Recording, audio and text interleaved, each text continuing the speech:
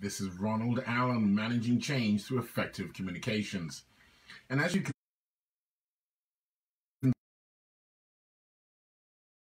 us to go back to the barber, the challenge is to find one that's not inundated or booked for the next 2 years, at least 2 weeks.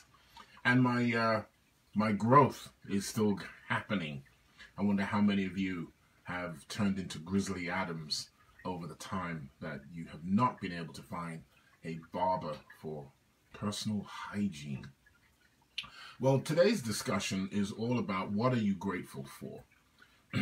And it's not a direction of our spirituality, although I do believe each and every day when you do wake up, you should give an acknowledgement that you do actually exist.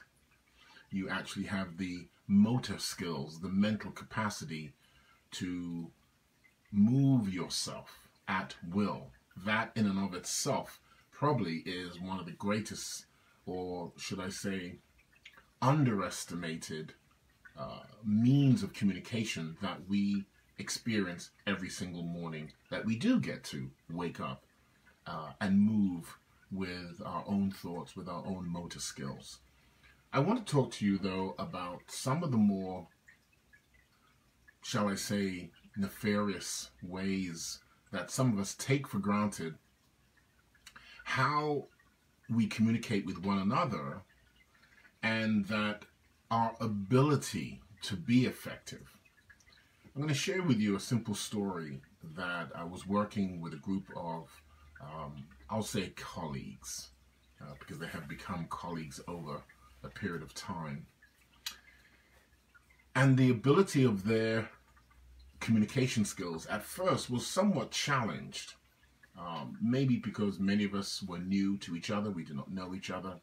We were becoming accustomed to our cultural differences, things that we would say or not say. Some of the communication that we speak freely of, if it's a group of women, a group of men, and certainly because of the age differences, just the age differences, sometimes our communications can become a little taken for granted.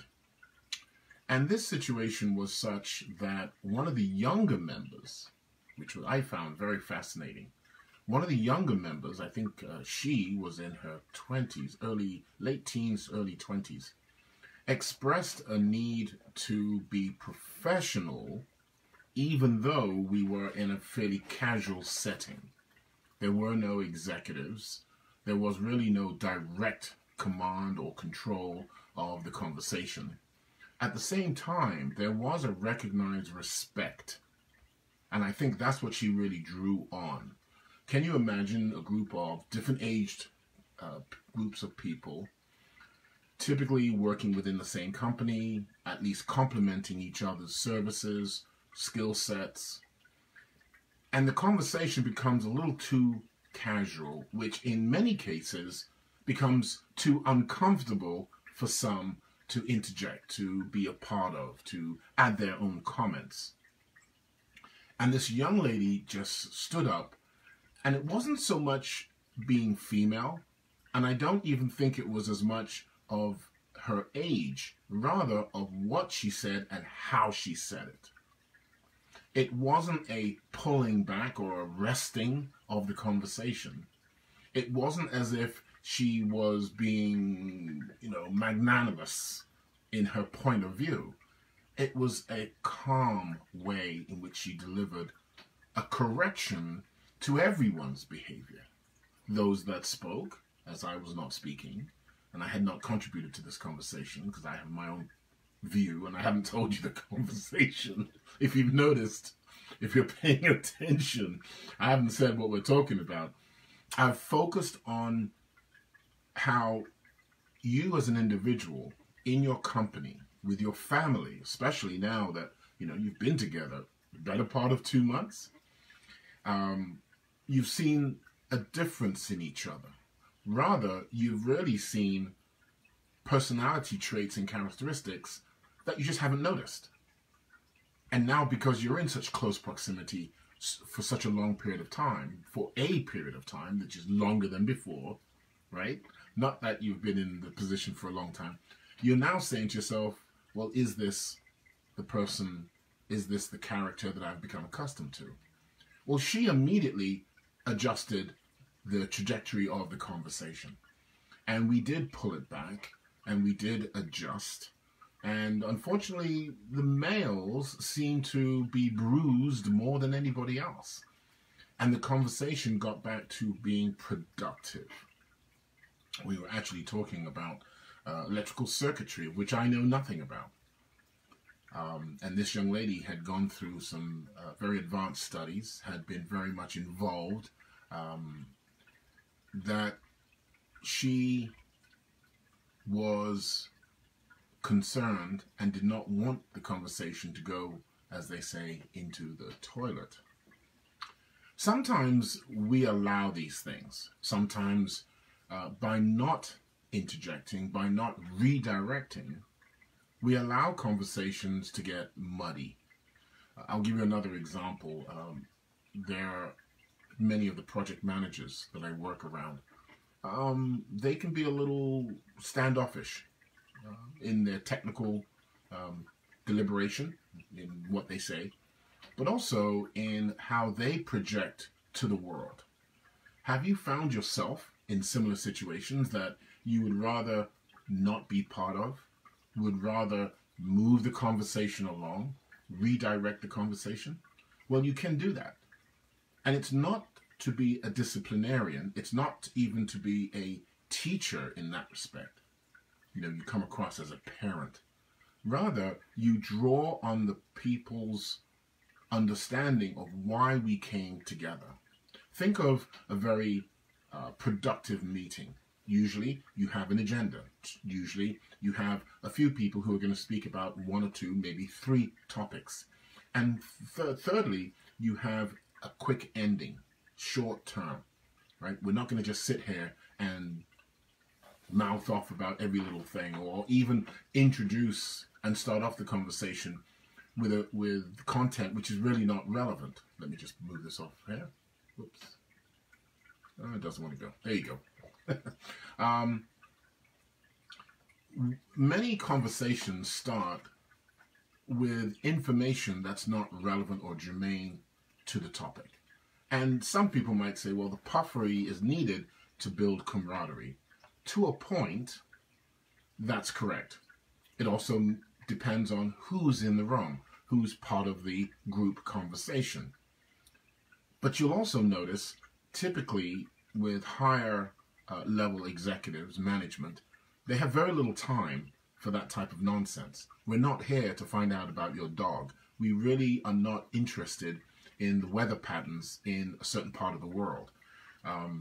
Yes, there are many unfortunate and pleasant things that happen every single day. Are we going to marinate on each and every one? I don't think so.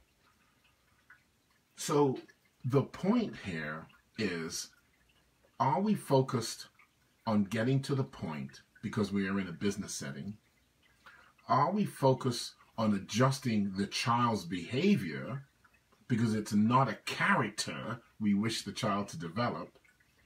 Are we going to pull back our own egos and not be abrasive to the women or men in our lives? Because what is the end goal? What is the objective? What are we trying to achieve here? And do we lose that id of I must win, right? So when I started off the conversation here tonight, I said to you that we want to talk about what are you grateful for? And I said we need to be grateful for some of the simple things. We communicate that to ourselves first. And when we do that, we settle that anxiety, that angst that many of us have when we go out into the world. We become excitable very quickly. We react spontaneously. Instead of taking the time to say, I don't need to be there. I don't need to go there. So when we're talking to management, when we're talking with our subordinates and colleagues in a working environment, and conversation begins to scope creep, you know I'm going to throw in some project management every now and again. The risk factors are such that you now alienate and you disengage other people from an otherwise productive, rewarding, pleasant experience. Try to pull people back without being the disciplinarian, without being the parent. Rather, redirect by using terms and phrases that people can understand that, oh, that previous conversation is really not important, is really not germane to what we're here to discuss. And what you'll also find, by the way, which I found in a number of cases when talking with different interest groups and stakeholders and colleagues, is that other people appreciate that. They actually want more of it. They may not say anything right there and then. You will notice that in many of the other future meetings, they either don't show up, they have another excuse, they have another project they want to go to, or they don't mind hanging out with you because there's a sense of calm, there's a sense of respect. In culture, I think as much as I myself have realized, I have realized,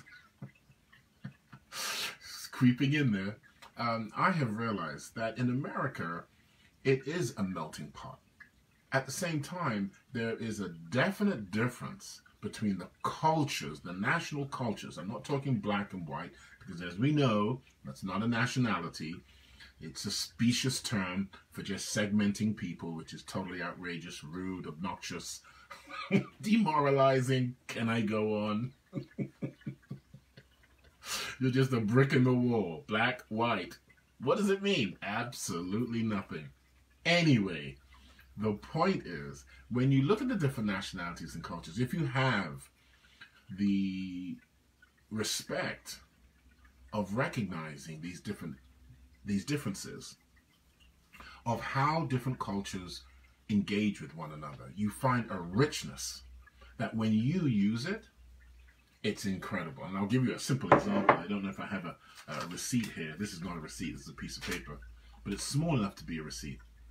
And there are a number of Asian stores we go to, because right here is my Malunga tea. Oh, my label fell off. But I have Malunga tea, which is actually from the Philippines. And it's a really great, relaxing, non-stimulant, because of course, coffee has all that stimulants in it, and certainly tea even does. But this is a nice kind of herb tea. When I go into that store, I calm myself down, because 9 out of 10 times the people in there are not used to the noise, and I'll say the Americanization, right? The noise that many Americans bring with them into a conversation, into a situation. And it's the maturity to recognize that there is no need or benefit in heightening the conversation. Another store we go into, Asian, up in Pennsauken, New Jersey, I believe they are Vietnamese. I'm not sure, but I believe so. And you will see people from literally all over the world, different parts of Africa, different countries in Africa, all across Asia. And when I give them a receipt or a piece of paper, I use 2 hands. And it's amazing. Some recognize it and some don't. And what I realize from that is some respect that custom and others, it doesn't mean anything. So I'm having fun with it. Some people will say, well, Ron, what's the point? Have fun with it. Don't be so automatic with your engagement with people. Don't be so automatic with your communication with people. Because when you start doing things on purpose, you'll be amazed what people give back. And they recognize, they give you a little smile. They might even offer you something. By the way, did you know we have 2 for 1? Always good. Right? The subtleties in communication provides the richness for connecting. An example, around the world, every country, especially people who are not as involved in the Western capital economics, they have ceremonies that celebrate life. It's not entertainment. It's about celebrating life. Now, we know here in Philadelphia, they have this group called the Mummies, Mummishans, something like that. The Mummins. I have no idea what they're really called, but they're very theatric. It is only for entertainment. There's no cultural message below that, right? Whereas if you go to other cultures, in Peru, in Portugal, in Malta, in Greece, even Ireland, Scotland, their ceremonies are communicating a cultural message that's being passed down. So when you see, for example, right here in Mount Laurel, there's a group that have the Scottish, they have kilts. And I asked one of the gentlemen, I said, well, what clan are you from? And he looked at me like I was talking about the clan here in America. And I said to myself, my God, you're wearing a kilt and you don't even know what clan you're from. I'm the McFarlane clan, my mother's maiden name. We have what's called Scotch plaid as our kilt. And I will get one. They're expensive. At least I know that. This is true of communications. Even though you're with groups, whether it's Toastmasters, I'm with Toastmasters pretty much twice a month, whether you're with project management, any association, begin to identify the uniqueness of each of the people that go, that attend.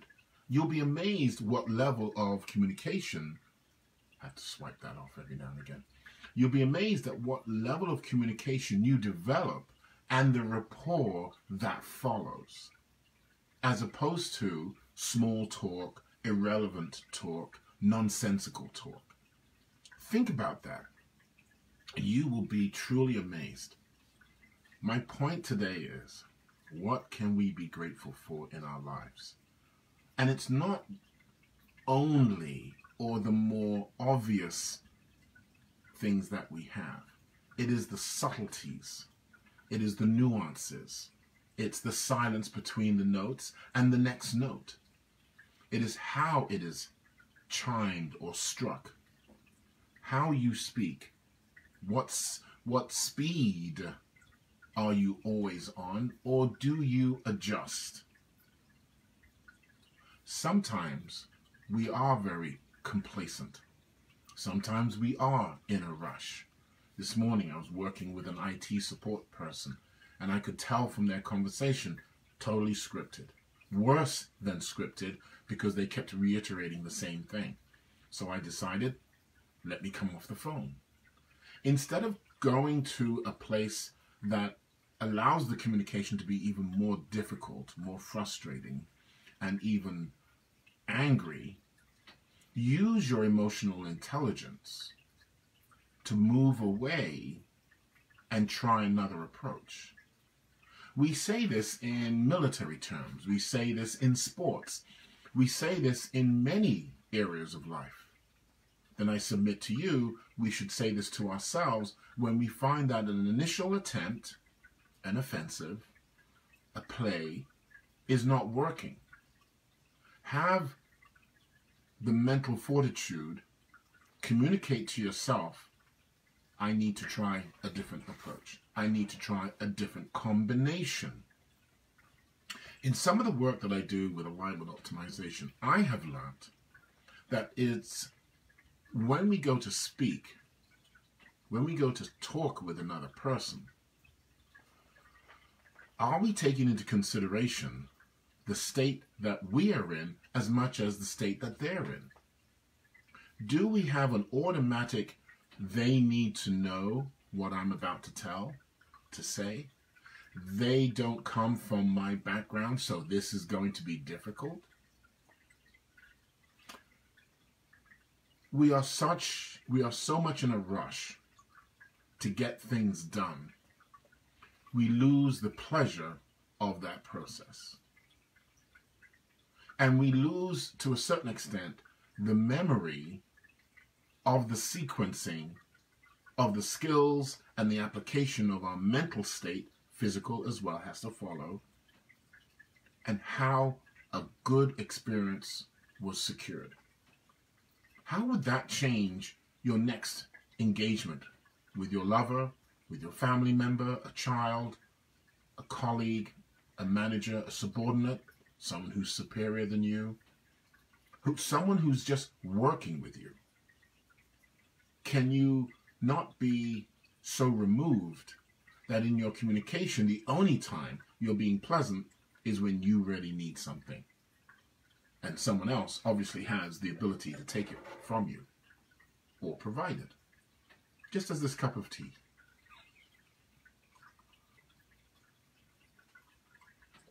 It's a good cup of tea, and I've made it diligently. I've communicated to myself that I wanted a good cup of tea, not just to boil water, not just to throw sugar or honey or any other sweetener, but to make a good cup of tea.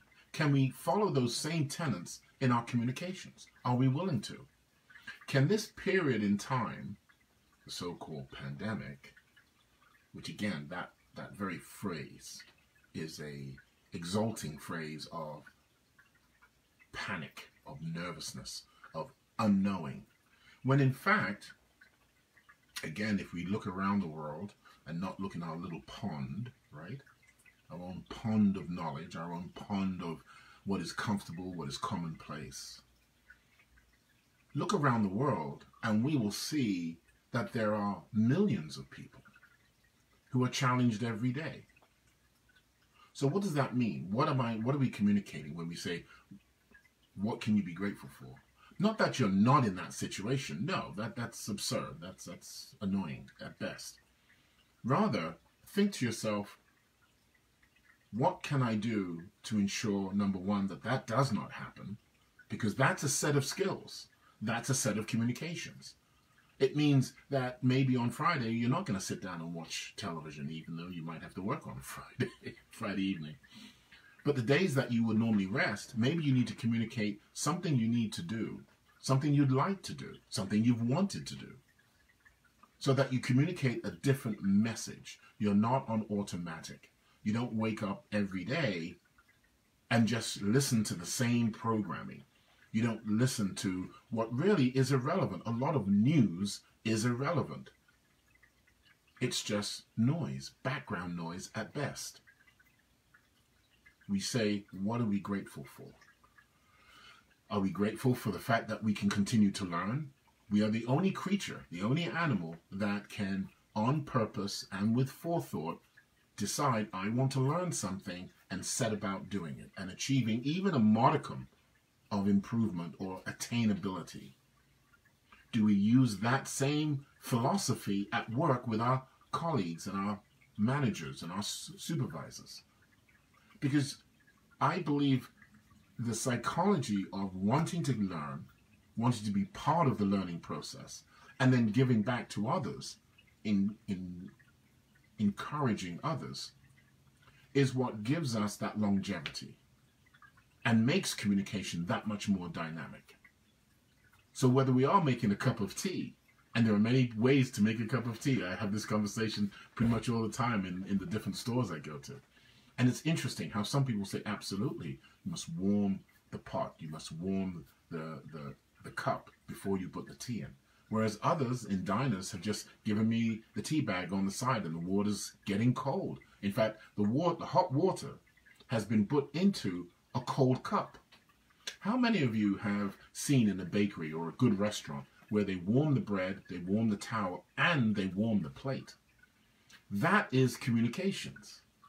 So how can we make those little 1-degree differences in how we communicate with one another? We've now been, in some cases, 3 months having to live close to your partner that you used to get up in the morning, wild dash, bathroom, dog, 1 or 2 babies, out the door, grab a phone, grab a call, and you're gone. You don't see each other. Now you've had to be next to each other. How are you communicating so that you bring back that desire? When you go back to work, will your communication be only about what the pandemic didn't allow you to do, as opposed to what it has allowed many of us who don't like the hustle and bustle, even if we are 20, 25 years old, or in my case, significantly older. We've never liked that hustle and bustle. So why are we so eager to get back to it?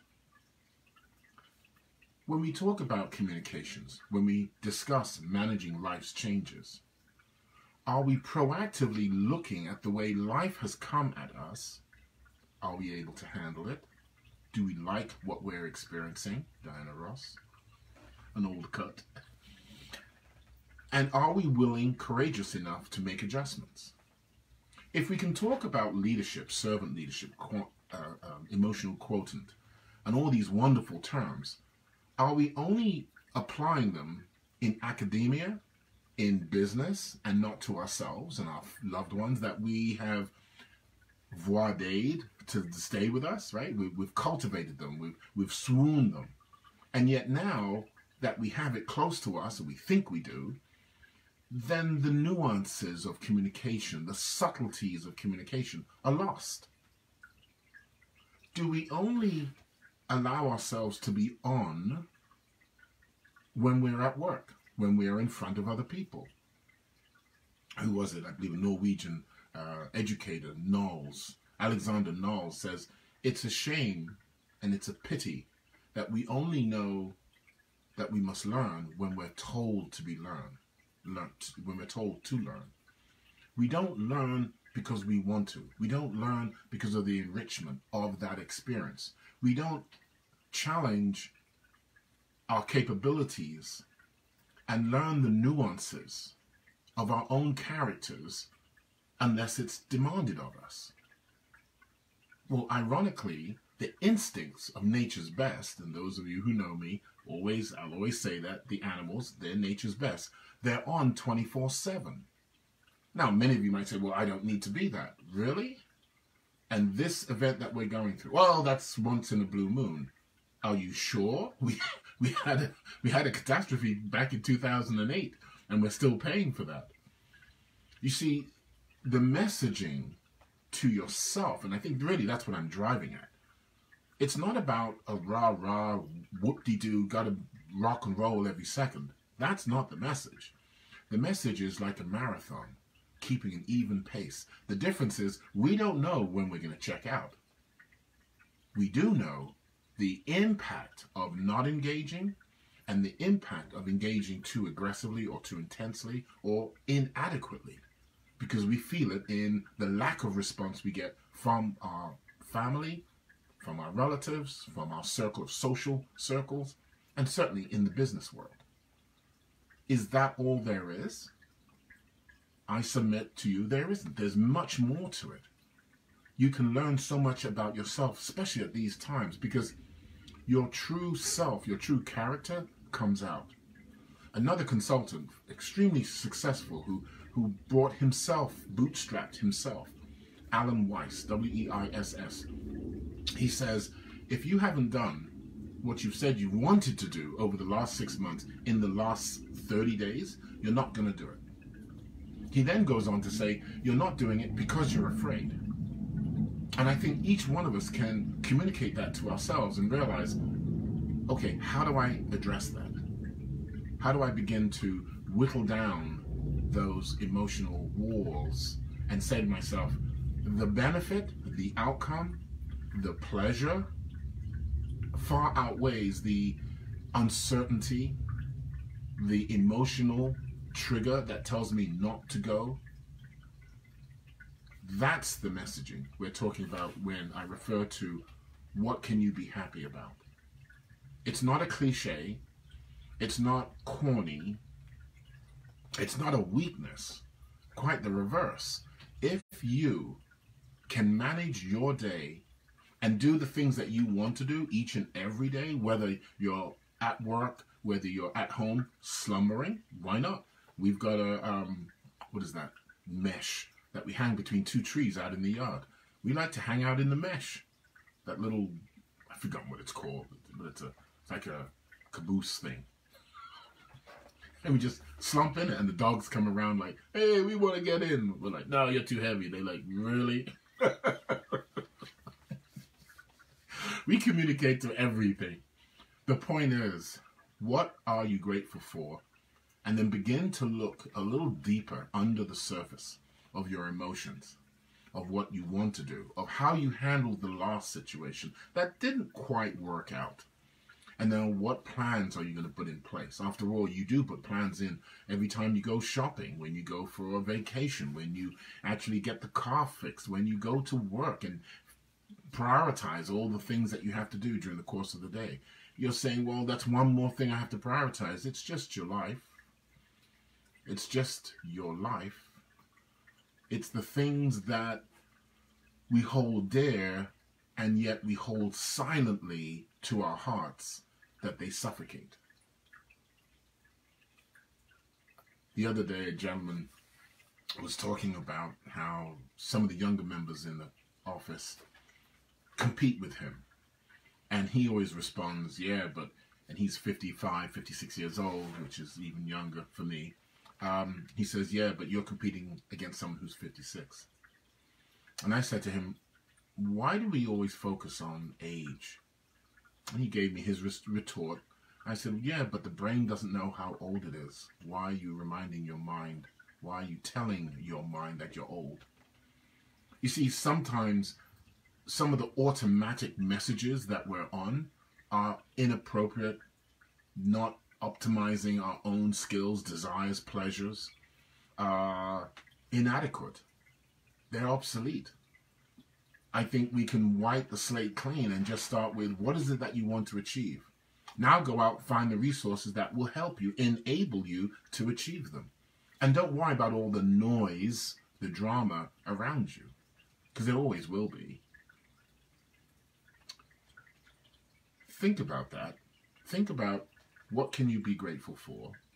Think about where you're going, what it is that you want to achieve. And it could simply be peace of mind, which in fact probably is the hardest thing to achieve right about now.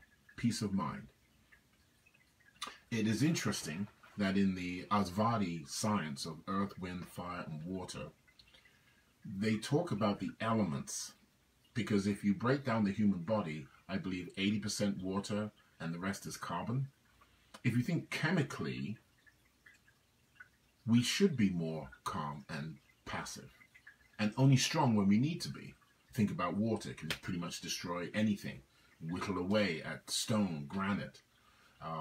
The wind can take up trees, obviously buildings, that's not a problem, right?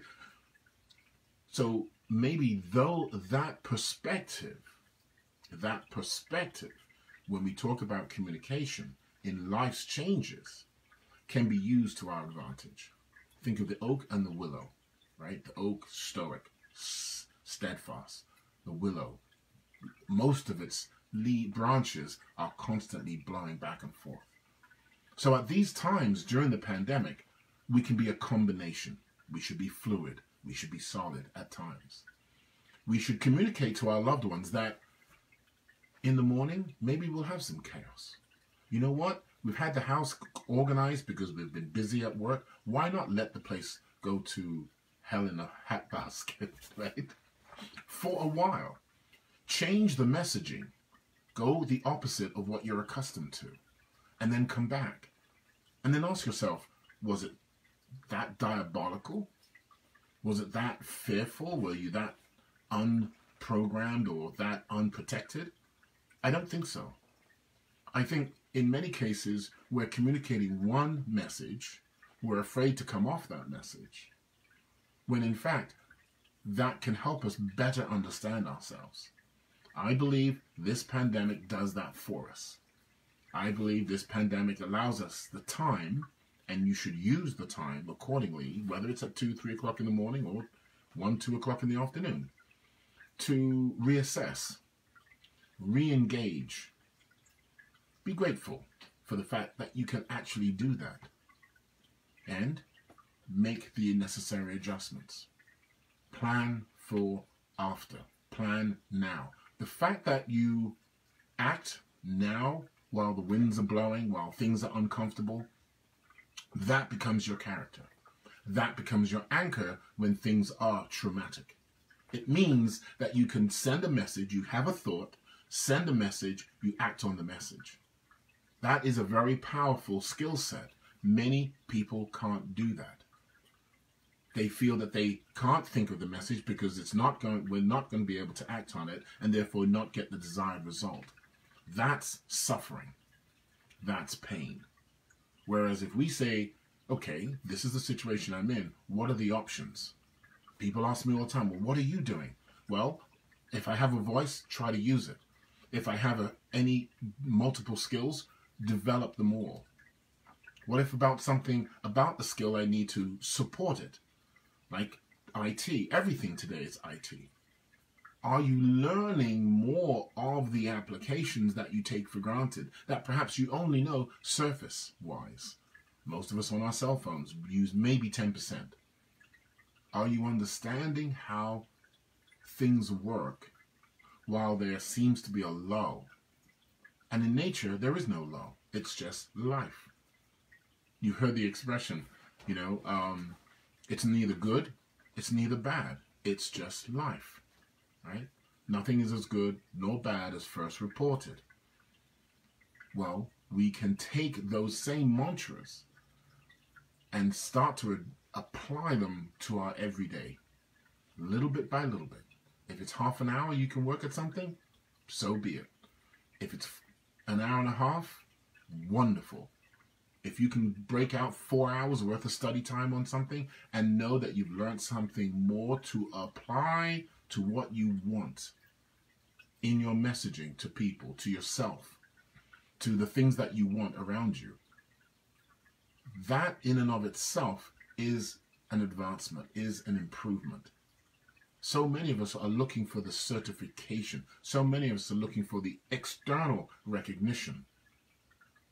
I say the long term, for those who do get to enjoy their 50s, 60s, 70s, and 80s, it is the ability to engage your own mind in stimulating activities and interests and people, if you can find them, that will keep the juice of life going. That's the passion. Check out the website, ronaldmallen.com. We've got some great activities going on. We are still working on our nonprofit side now because we have found a niche within a niche of helping and coaching people. And we want to come out with a price point that can accommodate everybody's wallet. So check that out. It will be up on the site, ronaldmallen.com. We're driving everything, by the way, to the site because all these changes in technology, all these policy changes, use, content, usage, etc. I think it's going to be, in the next couple of years, you're going to see a massive change in how you can use, and most importantly, how your data is being used. As you already know, Cambridge Analytics, that's 15, 20 years ago. Its impact, again, the messaging is only now getting out to many people. And you'll see for yourselves. But in the meantime, check out the website, ronaldmallen.com, managing change through effective communications, which really starts with ourselves, doesn't it? Because that's all we can really manage. In the meantime, you know where to find me. Take it easy.